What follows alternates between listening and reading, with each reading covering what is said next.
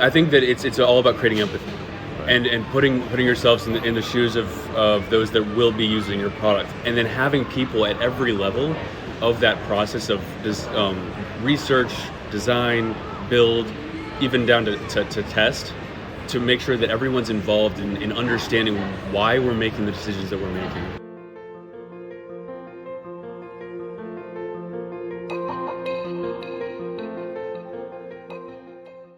Hi, I'm Mike Green, and welcome to Understanding Users, the podcast where I chat candidly with UX design and research professionals from around the world to hear about how they build digital products and services in a user-centered way. And now a word from our sponsor.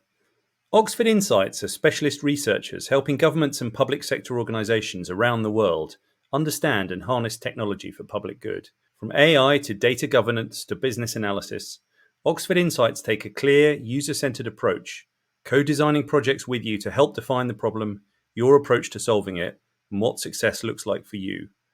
Whether that's a new national strategy, a pilot program, a network of like-minded people from around the world, a media event, or a startup accelerator.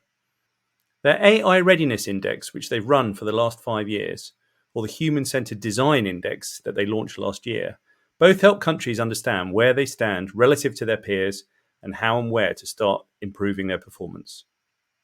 With 15 years of experience, credibility and global exposure, the team at Oxford Insights is the key reference point for those seeking to deliver public innovation and bring future policy issues to the centre of government and the public sector today.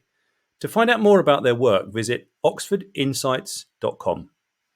This is the first in a short series of bite-sized conversations with UX design and research leaders discussing a range of topics, recorded live at the UXDX conference in New York in May 2023. In this episode, Alex Wilson of T Rowe Price shares his experiences of working with a team to create an in-house design system and the lessons they learned along the way. He also reflects on the role of AI, where we are with it, and where we're going. Thanks for listening and enjoy the episode. My name's Alex Wilson. I am the lead engineer on the design system at T Rowe Price. So really I work across a couple different roles. I'm the tech lead for the project, but I'm also the engineering manager, so kind of manage the team, make sure that we're on the right track for the design system and the ways that we're working, but also making sure that people are adopting what we're building. And your talk yesterday about the design system was really interesting. And tell us more about kind of what you hope the audience took away from it. What were your kind of key messages? Well, we have a number of different types of people in the audience. We've got people from product, tech, design, UX. So it had to be slightly broad, but mine was more focused on the technical side of the design system. What I was really hoping for people to take away from the talk was how we're using the web standards to really build our design system to make sure that it's sustainable. We didn't want to lock ourselves in with a framework for this type of project. Frameworks are great for applications. And when I say framework, I'm talking about a JavaScript framework like React or Angular. By using web standards, we're building something that is natively supported by the web, meaning that we don't have to change in a few years when technology changes, which is an exciting move for us, but I wanted to share that with the group in hopes that others would also follow that same path. What I was really interested to see was that there were a lot of designers that were really interested in the talk as well, because they were interested in bringing this information back to their teams and kind of continue those ways of working back at home base. So what advice would you give to an organization that wanted to establish a design system?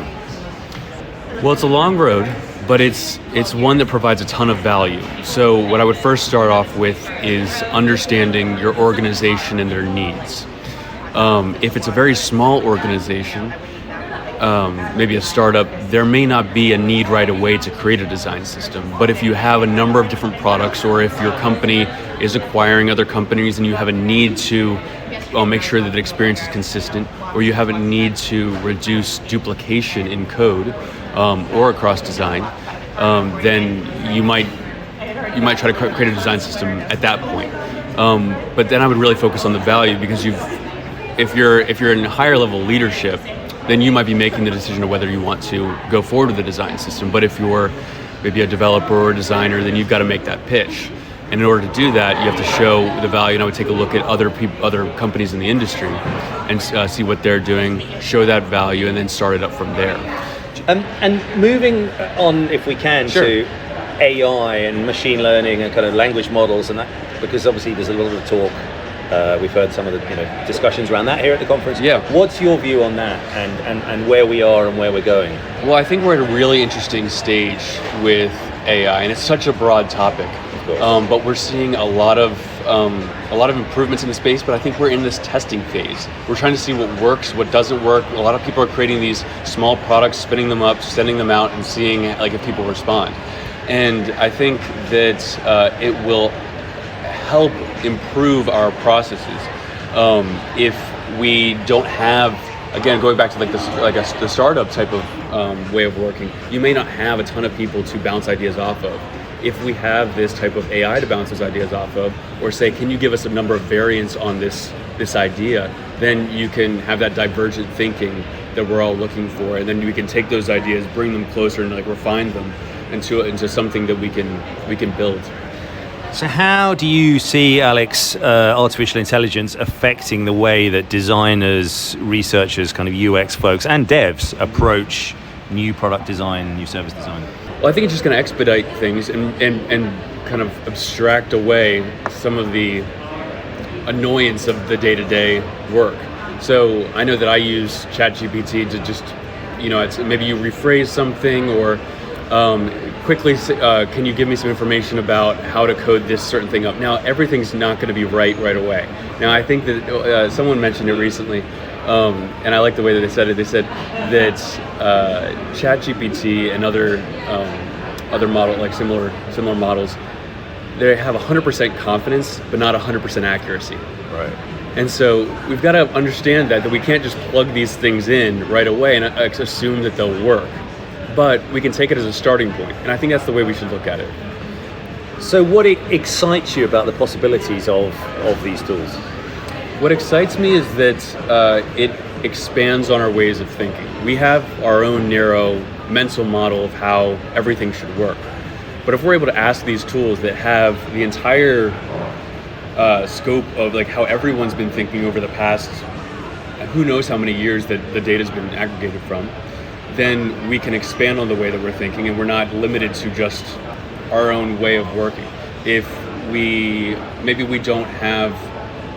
thinking about accessibility, we're not putting ourselves in others' shoes. Maybe if it's thinking about a different way of working in terms of accessibility, we can include those in our designs and in our tech to make sure that we're constantly improving in that space, and we're not just limited to our own knowledge. And what about the downsides? The inbuilt biases, the hallucinations we've heard a lot about. What's your view on that?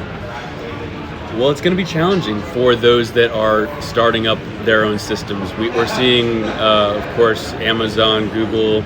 We have this competition, but competition is good.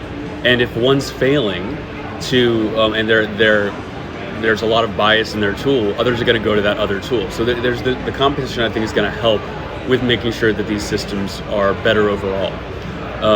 But it is a major issue, and I think that the data has to be diverse enough to make sure that there are less bias in the results.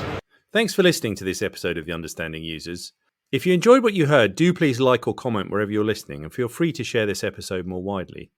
And feel free, of course, to drop me a line with any feedback via LinkedIn or my website, researchable.uk. Thanks as well to our sponsor, Oxford Insights. Join me again next time when I'll be sharing some more insights from digital design professionals. Until then, stay safe and stay user-centered.